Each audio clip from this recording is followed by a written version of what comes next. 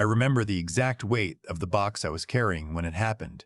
42 pounds of medical equipment, blood pressure monitors, pulse oximeters, a few boxes of disposable gloves, headed to the fourth floor of a private clinic on the north side of Dayton. I'd been doing medical supply runs for 11 years by then. You learn the weight of things. You stop thinking about what's inside and start thinking about your knees, your lower back, whether the freight elevator is going to take 3 minutes or 7. That Tuesday in March, it took 9. I stood there in that elevator with my dolly and my 42 pounds, and I watched the numbers change, and I wasn't thinking about anything except whether I'd make it back to the warehouse before my shift ended at 4. The doors opened. I turned left down the hallway the way I always did, checked in at the front desk, got my signature, started loading the boxes onto the counter. That's when I saw it. It was sitting on the windowsill behind the receptionist's desk. Just sitting there between a small succulent and a framed photo of some mountains. A child's hair clip, pink, shaped like a small butterfly, with one of the wings slightly bent where the metal had been pressed too hard at some point. The paint on the left wing had worn off in a small oval, the way it does when a child touches the same spot over and over again. I know that clip. I made that dent myself, 23 years ago, trying to fix the clasp because my daughter kept losing it, and she loved that thing more than she loved most of her toys. I stood at that counter and I couldn't move. Her name was Lily. That was what we called her, my wife and I, before she became the girl in the missing persons report. Before she became a case number, before she became the reason I stopped sleeping well for 2 decades.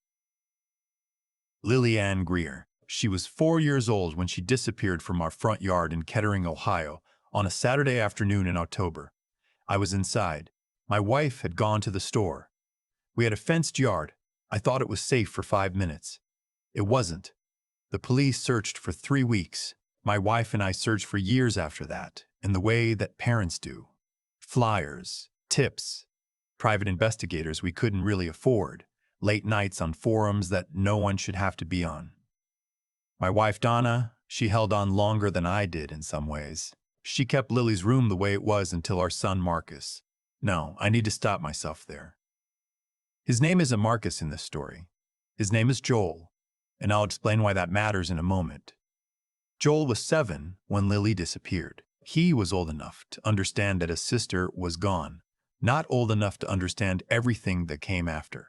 He watched his parents come apart slowly, the way a house settles, not all at once, just small cracks in the plaster, doors that don't close right anymore, windows that stick. Donna passed away 8 years ago.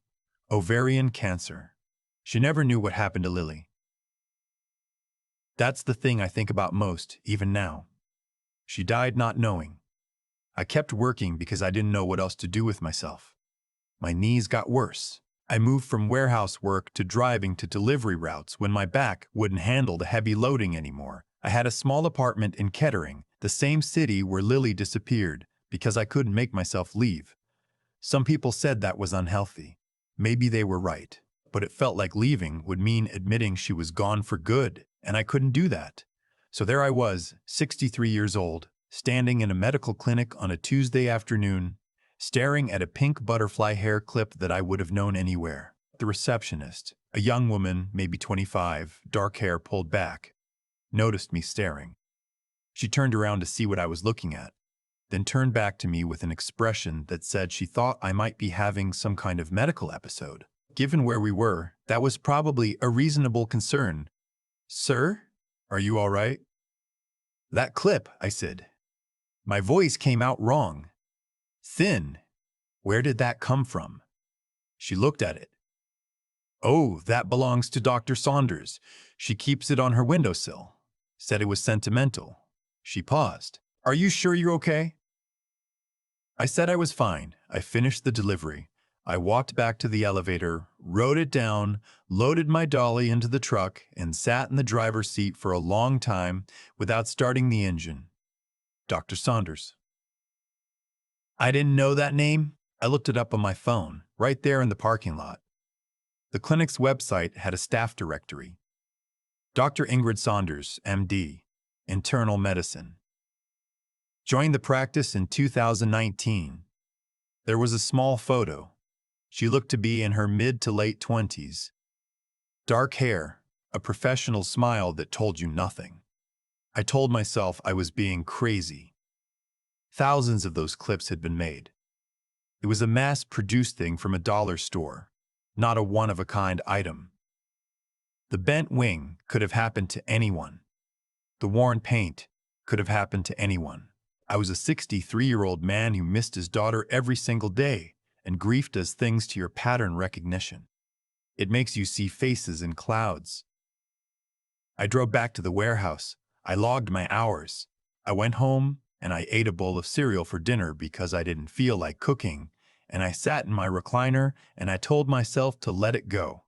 I couldn't let it go. I went back to the clinic the next week. I didn't have a delivery scheduled, so I called the main number and told them I needed to make an appointment with my primary care physician. But I'd lost the paperwork, and could they help me figure out if my doctor was in their network? It was a flimsy excuse. The woman who answered the phone was patient with me anyway. I got there at 8 in the morning, and I sat in the parking lot and I waited. I told myself I'd give it an hour. If nothing happened, I'd drive away and I'd talk to someone. A counselor, my buddy Ray, who'd been through something similar with his family, and I'd work on letting go. At 8:47, a woman came out of the clinic's side entrance. She was wearing a white coat over dark scrubs. She was talking on her phone, walking fast, head down. She stopped near a white Subaru and started digging through her bag. Even from where I was parked, something about the way she moved hit me somewhere behind the sternum. I'm not a man who cries easily. I cried when Donna died. I cried the night they called off the official search for Lily.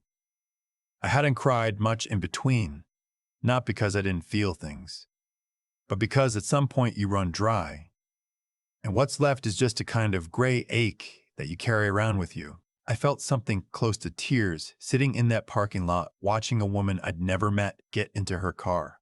I drove home. I called a private investigator I'd used years ago named Hugh Beckett, the same man who'd spent 6 months on Lily's case back in 2009 before the money ran out. He was older now, mostly retired, but he still took cases he found interesting. I told him what I'd seen. The clip. The woman. He was quiet for a moment, and then he said, "Send me everything you have. Let me make a few calls." Hugh called me back 4 days later. He'd pulled what he could on Ingrid Saunders, born in Toledo, Ohio in 1999. Adopted at age 4. Her adoptive parents were a couple named Douglas and Patricia Saunders. Douglas was a pharmacist. Patricia was a school librarian. They were, by all accounts, good people. Ingrid had grown up in a suburb of Toledo, gone to Ohio State for her undergrad, then medical school at Case Western. There were no red flags in her background. She was exactly what she appeared to be. A young doctor who'd had a stable, unremarkable upbringing and was now building a career, adopted at age 4. The same age Lily had been when she disappeared. I sat with that for a long time. Then I called Hugh back and I asked him if there was a way to find out more. Who had arranged the adoption, where the paperwork had come from, whether there were any gaps or irregularities. He said he'd look into it, but he warned me that private adoption records were sealed in Ohio and there were limits to what he could find through legitimate channels. It took him 3 more weeks. What he found was this. Ingrid Saunders' adoption had been arranged through a private family attorney in 2002. The biological child, per the paperwork, had been voluntarily surrendered by a single mother from Dayton who had subsequently moved out of state. The name on the surrender documents was fake, or at least the woman by that name had no verifiable existence before or after the signing. Someone had manufactured a paper trail. I called Joel that night. My son was 41 by then, living in Columbus, working in commercial real estate. We talked regularly, once a week, Sunday evenings. He knew about Lily, of course he knew. But we didn't discuss it much anymore. There's a kind of silent agreement that forms in families after enough years of open wounds. You close the subject not because you've healed, but because you can't afford to keep bleeding. I told him I might have found something. I told him about the clip, about Hugh's investigation, about the adoption records. He went very quiet on the other end. "Dad," he said finally, "you've been down this road before." "I know. The investigator in 2012. The tip from that woman in Cincinnati. I know, Joe. I'm not saying you're wrong. I'm saying you need to be careful. If she's just someone who happened to have a similar clip, and you approach her, you could. I'm not going to do anything rash." He exhaled. "Okay." A pause. "Let me know what Hugh finds." What Hugh found next took another month, and it came in pieces. The attorney who had handled the adoption had passed away in 2014. His files had gone to a storage facility in Toledo, and while most of them had been transferred to the county clerk's office as required by law, there were gaps. Hugh found someone who had worked in the attorney's office in 2002, a woman who'd been the paralegal at the time, now retired and living in Findlay. She agreed to talk to Hugh off the record. She remembered the adoption because something about it had bothered her at the time. The surrender had been rushed. The woman who came in to sign the papers had been nervous, kept looking at the door, didn't want her photo taken, paid in cash for the filing fees. The paralegal had mentioned her concerns to the attorney, and he'd told her it was fine. The family was in a difficult situation. Leave it alone. She'd left it alone. For 23 years. She cried on the phone, Hugh told me.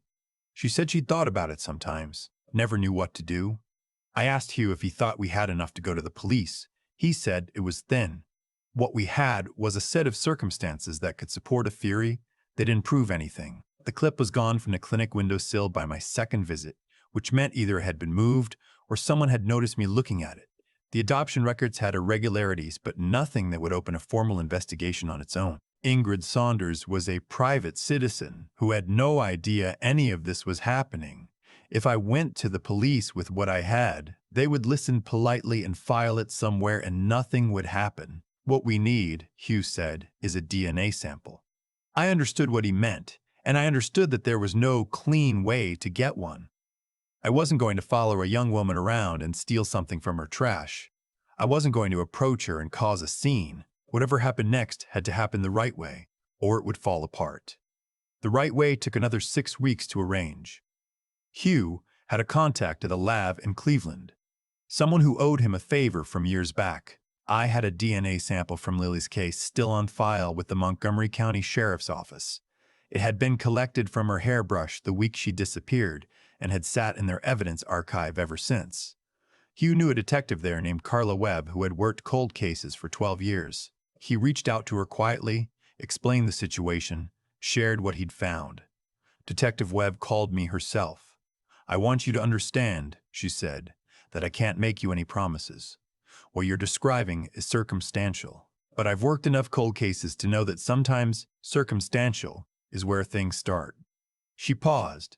"I'm going to look into this. If we find what you think we might find, we'll do this properly." She made contact with Ingrid Saunders through the clinic's administrative office, presenting it as a routine outreach related to an old missing persons case. Nothing alarming, just a request to speak with her at her convenience.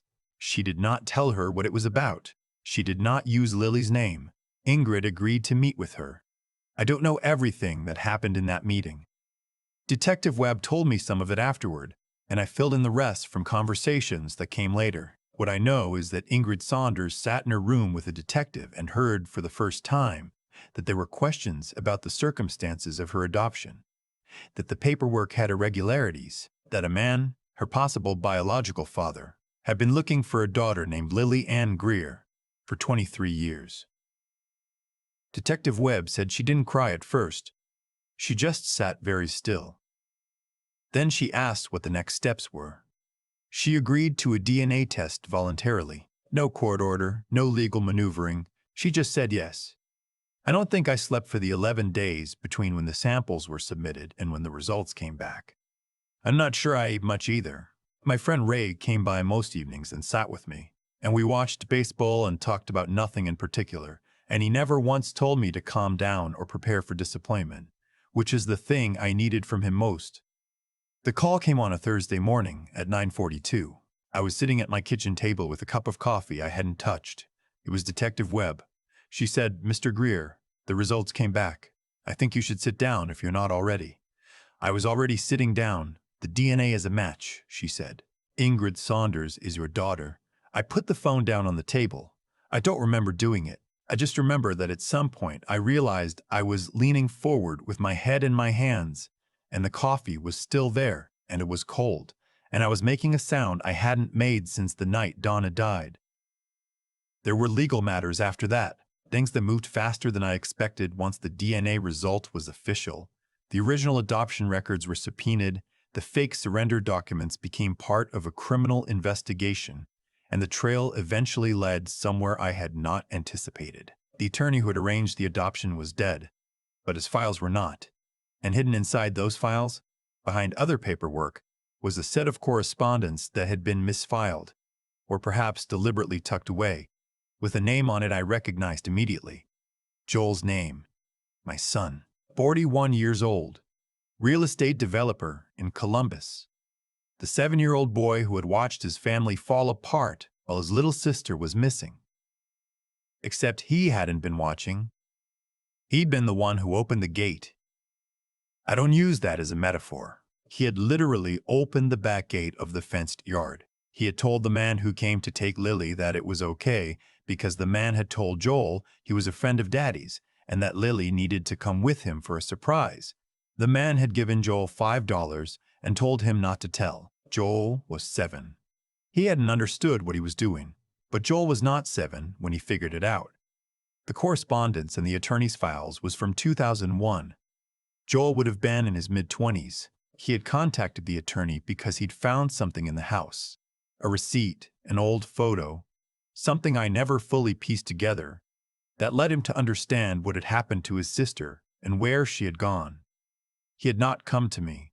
He had not gone to the police. Instead, he had reached out to the man who had taken Lily, a man I will only describe as someone who had owed money to people Joel later became associated with in his business, and he had made an arrangement.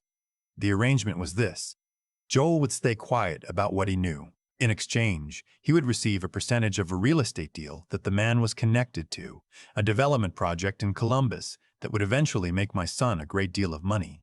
He had sold his sister's location for a piece of a real estate deal. I still can't hold that thought for very long before I have to put it down.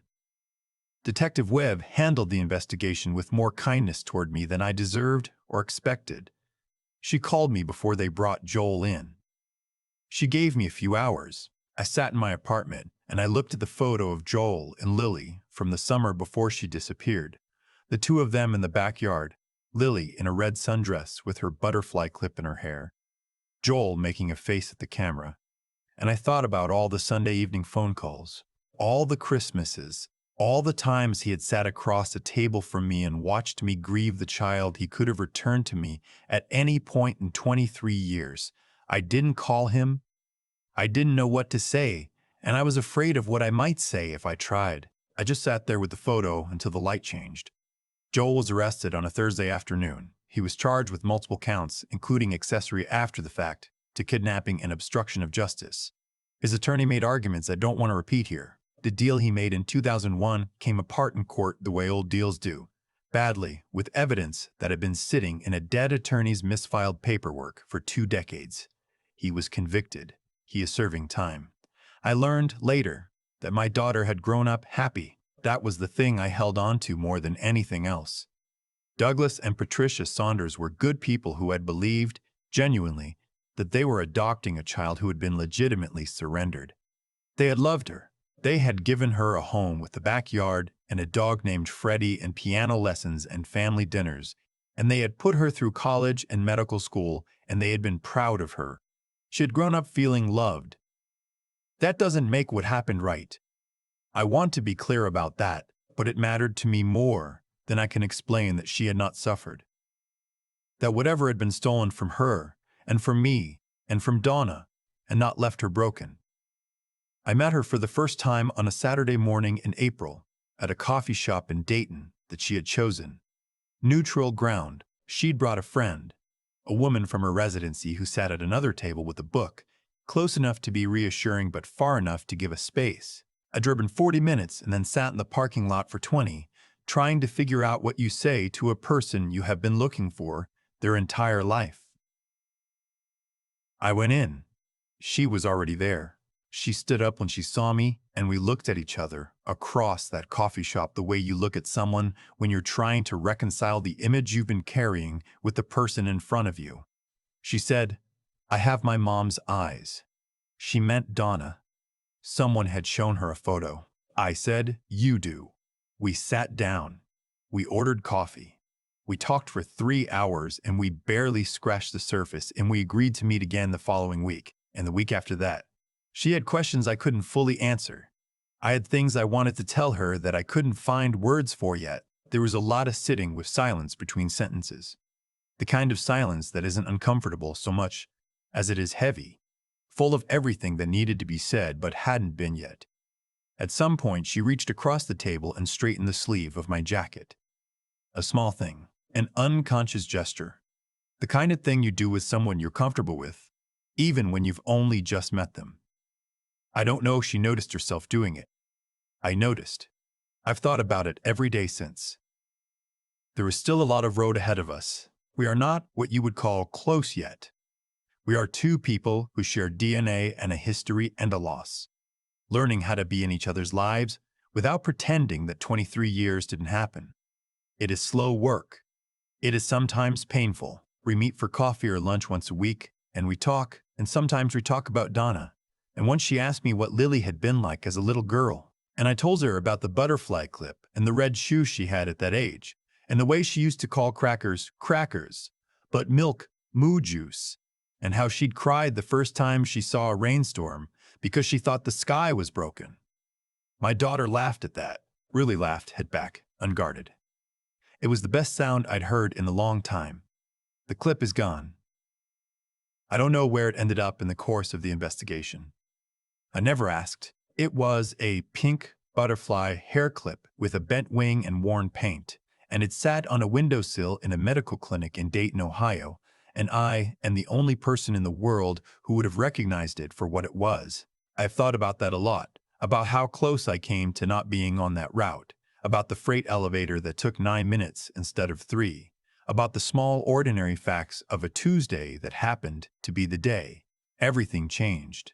I am not a religious man. I have never been able to decide what I believe about things being meant to happen, but I'll tell you this. When you spend 23 years looking for something, and you find it on a Tuesday afternoon while carrying 42 pounds of medical equipment in a freight elevator in Dayton, Ohio, whatever that is, whatever word you want to use for it, it doesn't feel like an accident. It feels like the sky finally putting itself back together.